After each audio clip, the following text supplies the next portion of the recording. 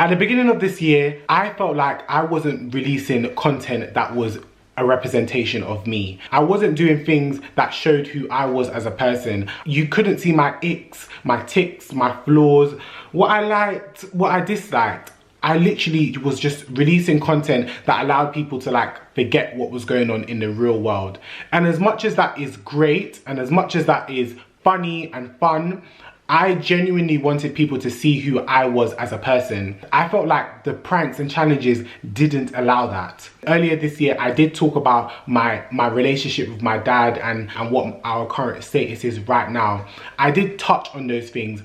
I felt like I still had a wall up. Fast forward onto approaching lockdown, I went through a little phase where I didn't have an idea of what content I wanted to release because I was so hell-bent on keeping this wall up and not allowing people to see who I truly was. There would be times where I'll go weeks without uploading because I genuinely did not know what to record. And when I would meet bigger YouTubers or influencers and I would be speaking to them so openly about things that I've been through, conversations would come up and it would be like, oh, so would you ever like tell your platform like what your status is, what your sexuality is and stuff like that. And I had always said to myself, once I reach 70k or maybe 80, maybe 100k, I'll do a coming out video. I said to myself, I feel like it's too early to do a coming out video. It got to a point where so much was going on in my family, social media constantly trying to use me not talking about my sexuality as a weapon. I wanted to just talk about it so that people could understand that I'm not ashamed of who I am, but my story is sensitive. So once I'm ready to speak about it, I will. When I recorded that video, I said to myself, no corner is going to be untouched. The light is about to hit every corner of the room and you are going to understand every aspect of my life. With that, I had to mention my siblings. I had to mention exes. I had to mention my aunts. Not because I'm trying to expose or shame people, but because you are a part of my story. There was no way I could explain how I felt emotionally without talking directly and allowing you guys to understand what it was like living with my siblings that maybe didn't understand me at the time. What it was like dating somebody when you're not even comfortable in your own sexuality.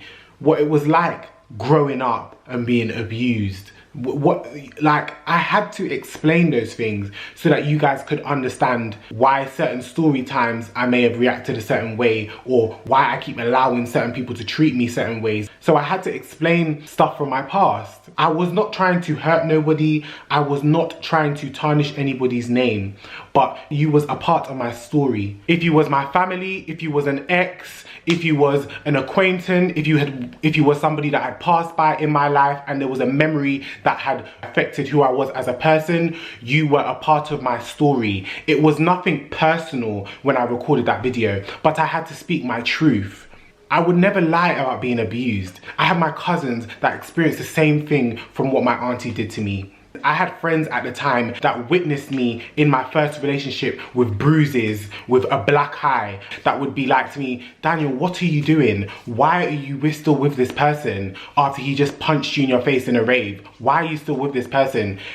I'm so sorry that that might sound harsh to you, but that is my truth. Now, to report my video to the police, to tell the police that I'm harassing you, that I'm cyberbullying you and all these things, is childish. Grow up. I didn't know I had that kind of impact on people. I didn't know. I was not trying to shame nobody, but I was just trying to be real. You're giving the police out my email. For what? I didn't put nobody's pictures up in my video. I didn't put nobody's personal information up in my video. I didn't say anybody's name in my coming out video. If my cousins could connect the dots to what auntie it was because that same thing happened to them, then people are going to connect the dots back to you because that might have been who you was at that time. If your exes are reaching out to me saying I went through the same thing, don't try and shut me up and don't try and shame me for speaking my truth. That is what pissed me off and that is what hurt me. I don't think you don't understand what that coming out video did for me. It had covered up so many wounds that I had been dealing with, things that I just did not want to talk about. It had repaired. It allowed me to understand like, whoa, I really went through this. I really acted this way because of this. It allowed me to connect those dots. There were people that tried to take my coming out video away from me. There were people that said, oh, if it wasn't for them and all this. No friend should be saying that when it's my YouTube channel and they are not in the video. If I come to you and seek advice from you, 90% of it has to be within me to have the courage to do it. I spoke to over 10 people about coming out and doing a video, but it was already within me why I decided to do it. So many people reached out to me after that video. People from my childhood, people that I even forgot about. After coming out, I could then talk on more personal things. I could then open up about the dating side when it came to dating males. I could talk more in depth about places that I have been that I may not have wanted you guys to know about. I could open up so much more. Once I spoke about my dad and our relationship, it allowed me to just let go of that yearning and needing my dad's approval for anything that I do. All of that is gone. I don't think you lot understand what that video did for me mentally. After that video, I decided I'm not going back to doing pranks. And I didn't want that for my channel anymore. So I decided I wanted to do videos on my own. I wanted to release my own content. I wanted you lot to see that Gade Phillip actually has a backbone. Gade Phillip actually has an opinion. Gade Phillip has his own voice. That's what led on to me doing Mix Up Gades. Now, I'm going to be real with you guys, yeah? When I entered this new segment of Mix Up Gade, I did a topic that was so controversial, so messy, and so pointless. I could have spoken about anything else, but I chose to talk about two people that I barely know and put up personal voice notes and all these type of things. I shouldn't have done that. After everything has simmered down, I was like to Rashante, I don't feel good with that video being up. I think I'm gonna delete it. Rashante's like, Daniel, I was thinking when I saw that video, why did you do that? That's not you. Yes, I can be messy. Yes, I can be petty and childish, but to be trying to tarnish somebody's name or paint somebody into a bad light, like, I have no energy for those type of things. So the video was taken down. After releasing that video, I said to myself, if I'm going to continue doing Mix Up Gades, I'm going to be fair, I'm going to be unbiased. I'm going to release content that allows people to hear that I have a voice, I have common sense, and I have a true opinion. That is what my Mix Up Gade is meant to represent. My Mix Up Gade is meant to represent open discussion. A discussion in the comment section, a debate in the comment section. Just like every other commentary channel that you see on YouTube, that is all my Mix Up Gade is. It is nothing personal, but I can completely understand that where I have come from and some of the content that I've released and some of the conflicts that I've gotten into online, it would be very hard to see me as somebody that's giving a fair opinion and not see me as being messy or inner. I can completely get that. None of it is personal, and I would hope that people understand that. My Mix Up Gades have had people trying to come to my address, trying to find out my address, try to find my number, try and fight me, like all that. And I want people to understand like it's really not that deep. I am just having a discussion. Just like everybody else that might have a discussion in the comment section on a blog, I just so happen to do it on my own platform and in my own video. Anybody that has spoken about me on Instagram Live, that has stated they don't like me, that they have a problem, that is their issue. I have never met any of these individuals, but I can totally understand that it can be frustrating if I do a Mix Up Gade about somebody that you might be associated with. Through recording my Mix Up Gades, you lot need to remember, we are in a lockdown. The lockdown initially had affected me so much because so much was going through my head at that time. And I said to myself, my life has to change, you know? I said, my life has to change. I have to start actually sitting down and deep in, what do I want for my life? What do I want to be? What do I want to do? Things are picking up.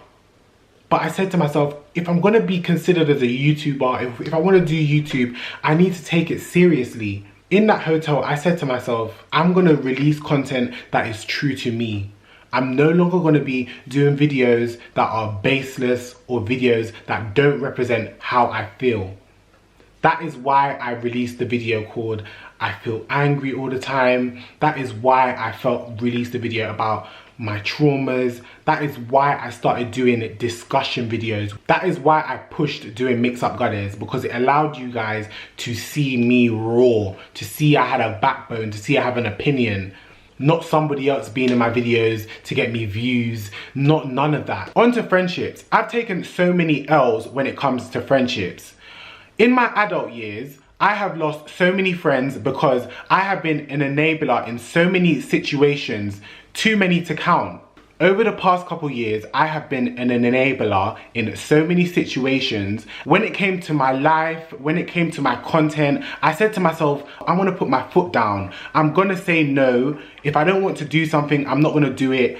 I'm not going to have anybody around me that is going to dictate and be on this dictatorship on things that I should do when it comes to my life. I'm going to give you guys an example of a friendship that I was in.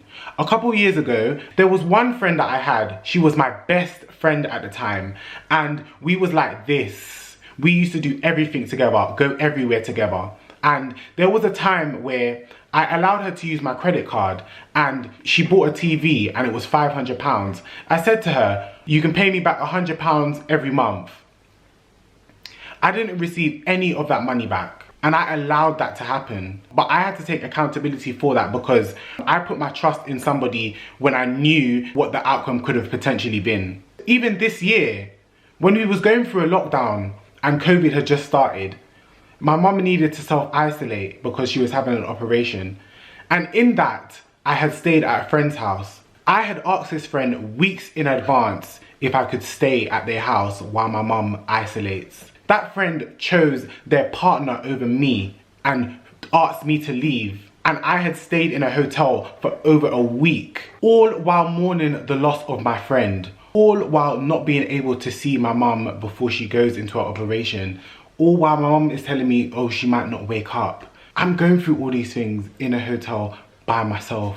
And I allowed that to happen. Those are just two examples of me tolerating shit and me enabling people and allowing them to think that their behavior and their actions are okay.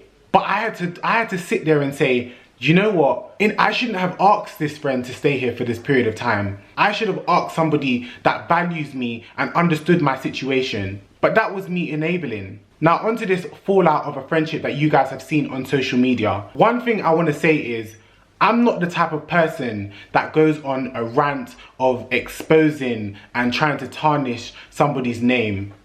It is not in my character to be spiteful and malicious. I would never display all the things I have done for somebody. If I do something for somebody, I've done it from the bottom of my heart. When it comes to my YouTube channel, I would never upload a video simply to give you guys content so that you guys can sip your tea and enjoy while I might be still hurting. You guys have witnessed a lot of things transpire on social media. That isn't even the half of the things that I've had to deal with mentally. I'm on a journey of growth. I'm on a journey of elevation. Yes, it is unfortunate that some of the things that have happened this year. However, I'm not going to dwell in it and I'm not going to wallow in pity. I'm going to move on. I'm going to stand my ground and I'm going to take control of where I'm trying to go in my life. Anybody that is around me right now, anybody that you see in my videos, anybody that I show to you guys, people that I genuinely fuck with and people that genuinely fuck with me. Everybody around me is trying to grow. Everybody around me is trying to be better people. This is not a competition. This is not who can get to the top first, who's gonna do this for who and whatnot. There's none of that. This year has been a very interesting year for me, but it's allowed me to open my eyes and it's allowed me to actually decide who I want to be, where I want to be, and where I'm going. That was all for this video. If you reach the end of this video, make sure you guys subscribe to my channel. I'm close to 40k, so make sure you guys subscribe to the ting, like up the ting, watch my old videos and show me love. Watagwan pa watagwan.